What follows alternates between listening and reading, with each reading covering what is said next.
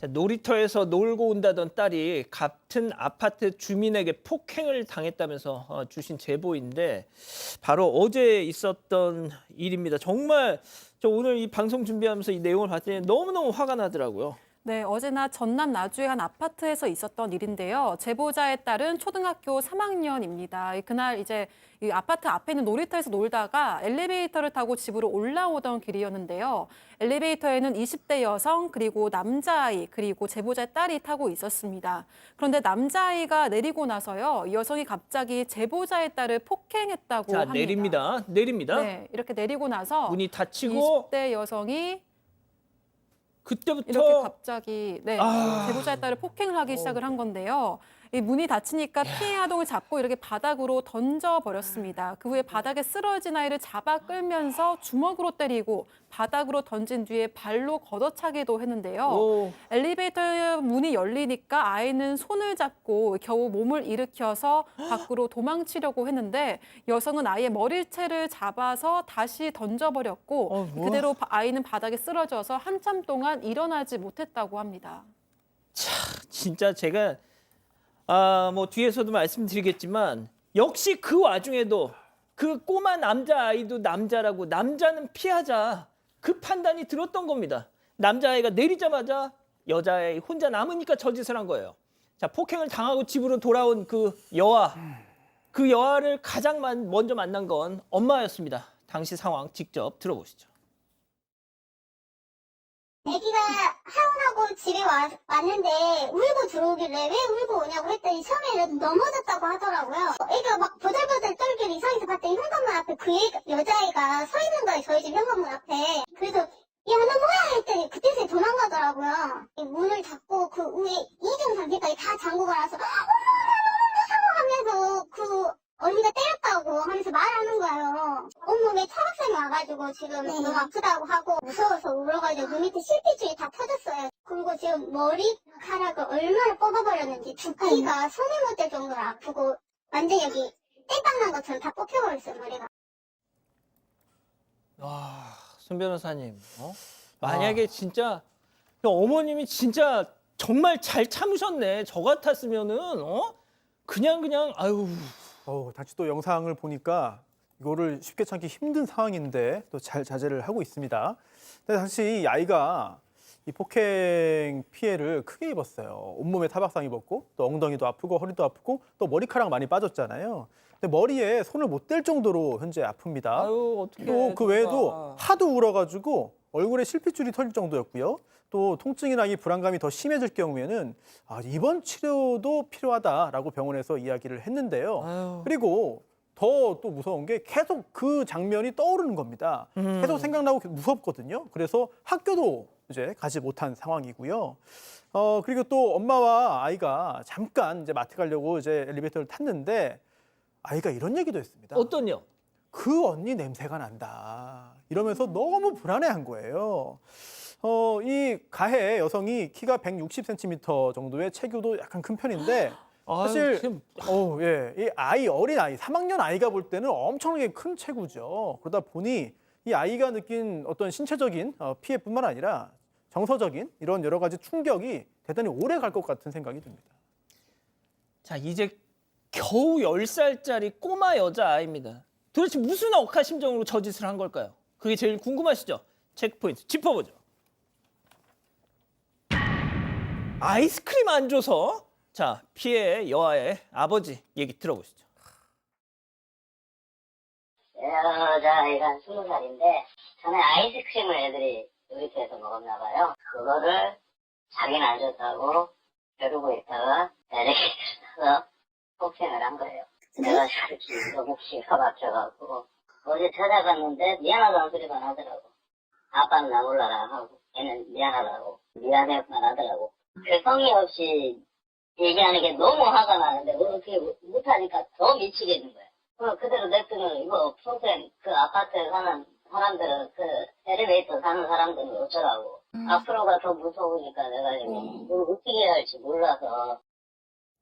와, 근데 정말 어머님도 그렇고 아버님도 그렇고 정말 저걸 참으시네. 저 같으면 진짜 못 견디죠. 어. 사실은 그럼에도 불구하고 뭐 또 다른 뭐 어떤 피해나 가해가 될 수 있기 때문에 참았습니다. 내용인즉슨 놀이터에서 아이들끼리 아이스크림을 먹고 있었는데 이 가해 여성이 와서 나도 좀 나눠달라고 했는데 그걸 왜? 아이스크림이 이게 하나씩 돼 있잖아요. 통상 나눠주기 어려워요. 저거 어떻게 줍니까?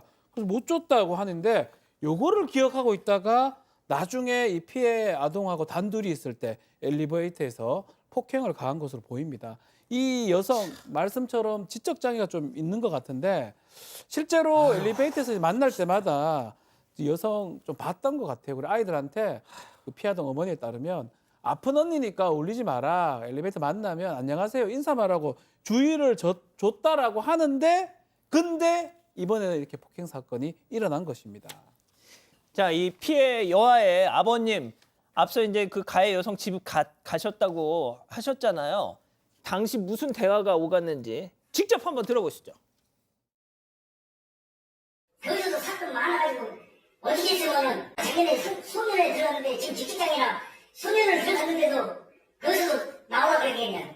그래서 가지 않으니까 나는 더 이상 감당 안 돼. 무조건 보내야지.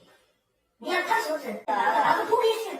저기서도 저런 일이 있었고 여기서도 이런 일이 또 앞으로도 계속 일어날 것 같으니 시간을 보내줘라. 아니 이게 당장 해야 된다. 이거 돌아다니다 보면 또 사고 날 거 아니에요. 그럼 나는 어떻게 하는 얘기예요. 아니 이게 무슨 소리야 도대체? 아 왜 본인이 소리를 쳐 왜?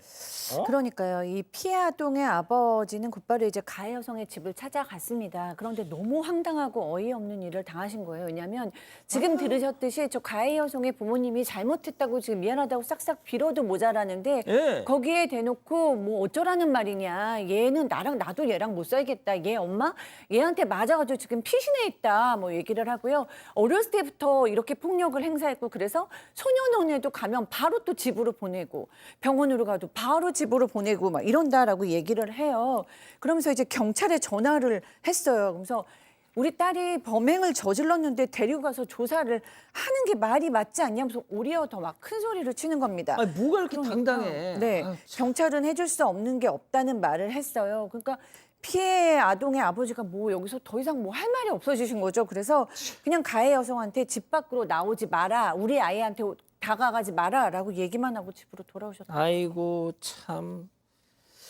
자, 이 아버님이 피해 여아의 아버님이 오늘 경찰 가셨대요. 그래서 앞서 보신 그 영상 폭행 영상 제출을 하고 오셨다는데 그럼 이제 앞으로 어떻게 될까요? 네, 경찰이 이런 얘기를 했다는 거예요. 영상을 보더니 예전에 이 정도는 아니었는데 더 심해졌네요.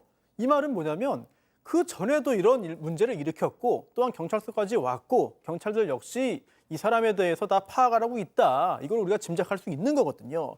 그런데 그런 얘기를 듣고 돌아왔습니다. 근데 오는 길에 굉장히 좀 놀라운 일이 있었는데 놀이터에서 이 가해 여성이 또 아이들하고 놀고 있는 거예요. 이거를 피해 아동의 아버지가 직접 또 본 겁니다. 와우. 얼마나 놀랍고 당황스럽습니까? 그래서 또 차분하게, 저도 그렇게 못할 것 같은데 아주 차분하고 침착하게 이 가해 여성에게 가가지고 아니 밖에서 놀지 말라고 말하지 않았냐. 빨리 집으로 들어가라. 이렇게 야. 잘 얘기를 했습니다.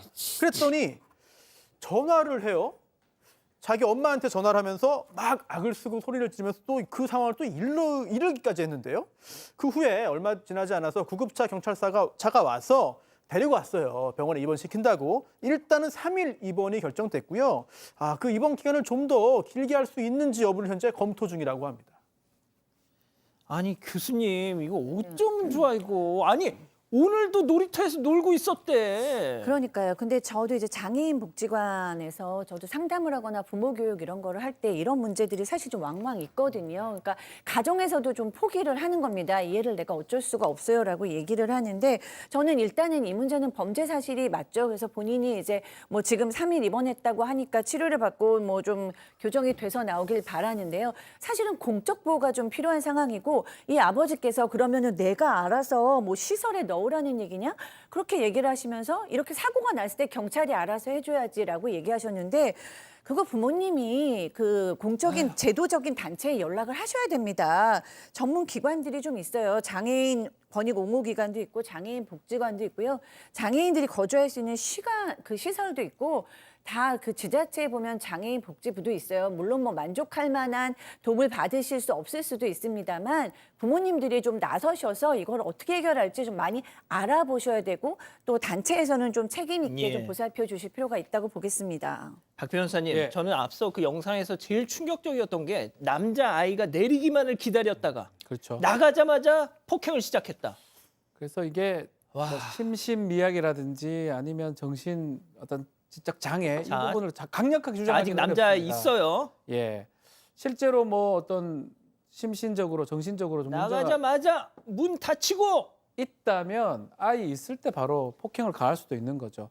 그러니까 사실은 그런 것까지 판단하고 사리 분별을 한 다음에 폭행으로 간 겁니다. 가장 약한 아이한테 또 그런 부분들을 나중에라도 만약에 조사가 된다면 충분히 좀 고려가 돼야 될 것 같습니다.